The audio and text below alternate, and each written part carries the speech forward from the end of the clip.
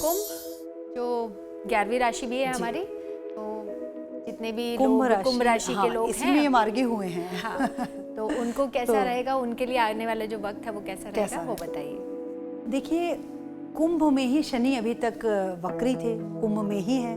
और एक बात और ध्यान रखने वाली है कि कुंभ राशि के वह जातक जिनमें 2.5 साल से शनि थे, या 30 साल बाद, शनि एक राशि में 30 साल तक रहते हैं और फिर दोबारा 30 साल बाद आते हैं, तो अब 30 साल बाद ही कुंभ में फिर शनि आएंगे।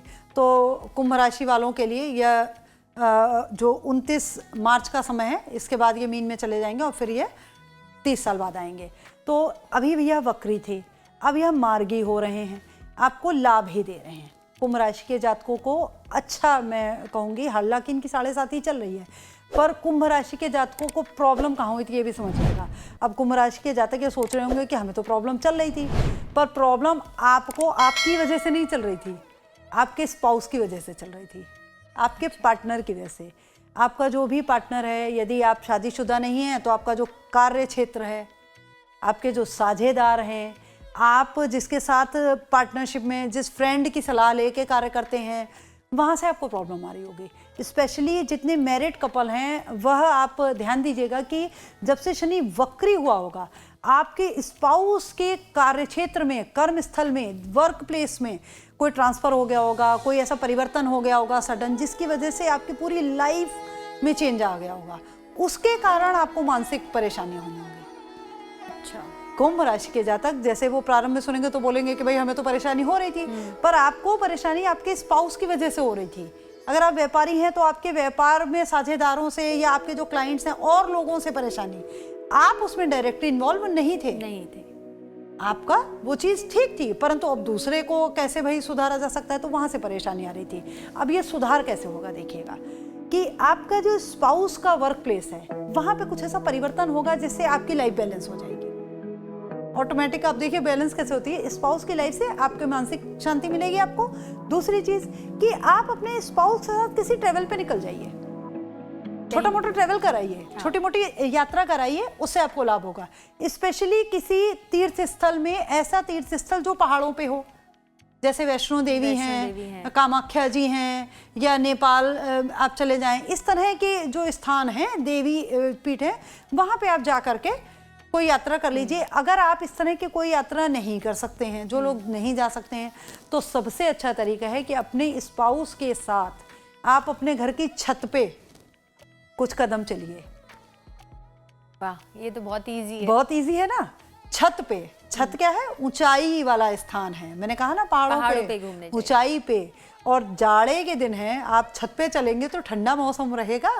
तो आप जब छत पे अपने स्पाउस के साथ कुछ कदम चलेंगे तो आपकी कुंडली बैलेंस हो जाएगी। कितना बहुत साधारण सा उपाय है ना। हाँ, देखिए, मैं आपको धन वाले उपाय भी बताती हूँ कि भाई जिनका प्लान है कि भाई मनी खर्च करके घूमा जाए, वो भी कर सकते हैं।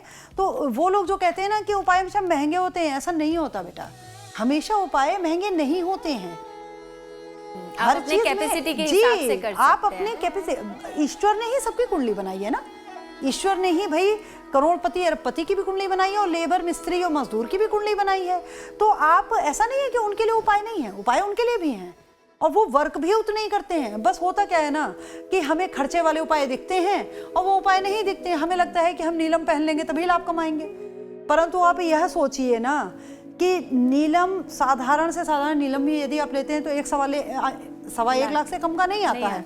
तो जिसकी 1.25 लाख रुपए खर्च करके फिर आप प्लेटिनम में उसको, चांदी में उसमें बनवाएंगे उसको, ठीक, 1.5 लाख के पड़ गए वो। तो जिसकी 1.5 लाख की रत्न पे खर्च करने की क्षमता होगी, वो तो पहले से ही थोड़ा बेहतर पोजीशन में होगा ना वो भाई। तो नीलम लेने की स्थिति जिसकी है वो भी उपाय करेगा तो लाभ होगा, और जिसकी नहीं है वो भी करेगा तो लाभ होगा। वो नीलम पहनेगा तो लाभ हो जाएगा, और आप साधारण उपाय करेंगे तो नीलम पहनने के लायक हो जाएंगे। बिल्कुल साधारण सी चीज है। तो हर तरह के उपाय होते हैं, निर्भर ये करता है कि आप उसे कितनी श्रद्धा से करते हैं। बिल्कुल, निश्चल मन से परमात्मा में आस्था रख के जब करेंगे तो लाभ होगा, डेफिनेटली होगा। तो जितने भी कुंभ राशि के जातक हैं वह इस उपाय को करें। अब आपको ध्यान कहाँ रखना है कुंभ राशि के जातकों को? कुंभ राशि के जातकों को मेंटल स्ट्रेस नहीं लेना है। पहली बात।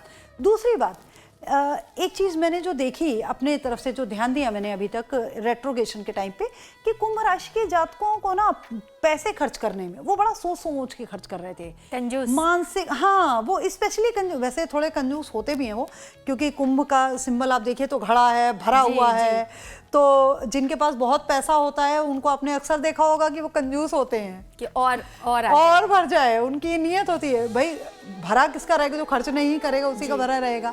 परंतु यह भी ध्यान रखिए कि बहुत ज़्यादा रुके रहने से चीज़ सड़ जाती है, जल चलता रहता है तभी अच्छा रहता है।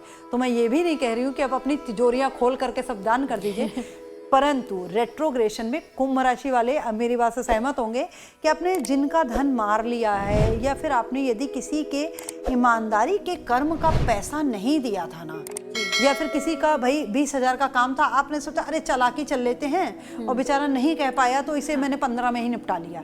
विश्वास मानिए निश्चित आपके वो 20-25 में ना खर्च हो जाएं, तो मैं ये बात निश्चित रूप से कह सकती हूँ। तो आपको करना क्या है कि जिसके आपने 15 दिए थे उसे किसी भी माध्यम से उसके 5 रिटर्न कर दीजिए, और फिर आप देखिए ये रेमेडी है, जन्म कुंडली को अलाइन करने का रेमेडी है। फिर आप देखिए आपको लाभ कैसे होता है और आपका घड़ा शनिदेव कैसे भरते हैं। बहुत अच्छी और कारगर रेमेडी है, तो इसको करके देखिएगा। दूसरी चीज़ कि कुंभ राशि वह सभी जातक जिनके स्पाउस की लाइफ में प्रॉब्लम आ रहा था, या उनका वर्क प्लेस स्थानांतरण भी हुआ होगा, बहुत सारे लोगों का नहीं हुआ है तो हो सकता है, स्थानांतरण हो सकता है, और स्थानांतरण से लाभ होगा आपको।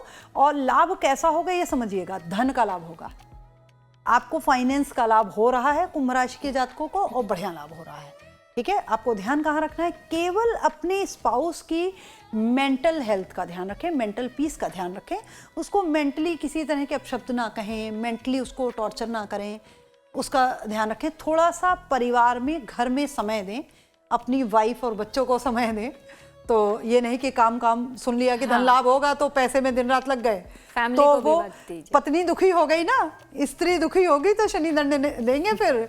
तो आपको अगर लक्ष्मी चाहिए तो ग्रह लक्ष्मी को बैलेंस कर लें, तो आपको लाभ हो जाएगा।